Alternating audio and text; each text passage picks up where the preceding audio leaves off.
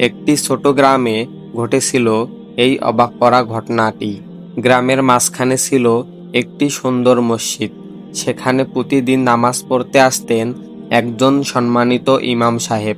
কিন্তু একদিন সেই মসজিদের দরজার সামনে দাঁড়িয়ে ছিল একটি গরিব ইতিম ছেলে।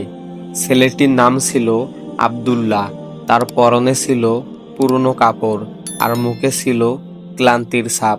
সে শুধু চেয়েছিল মসজিদে বসে একটু দোয়া করতে। কিন্তু তখনই গ্রামের কয়েকজন ধনী মানুষ তাকে দেখে রেগে গেল।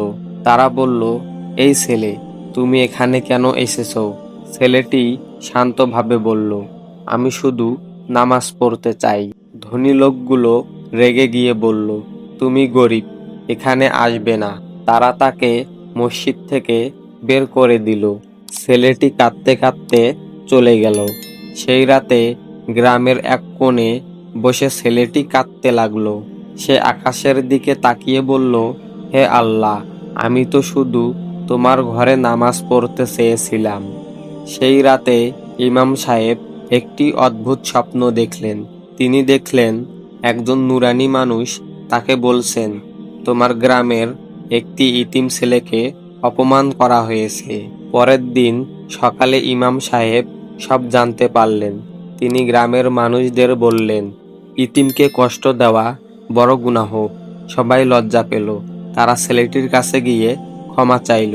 রাসূল সাল্লাল্লাহু আলাইহি ওয়াসাল্লাম বলেছেন, যে ব্যক্তি ইতিমের দায়িত্ব নেয় সে জান্নাতে আমার সাথে থাকবে।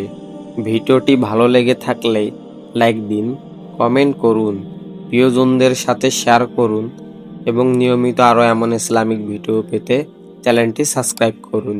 আসসালামু আলাইকুম ওয়া রাহমাতুল্লাহি ওয়া বারাকাতুহু।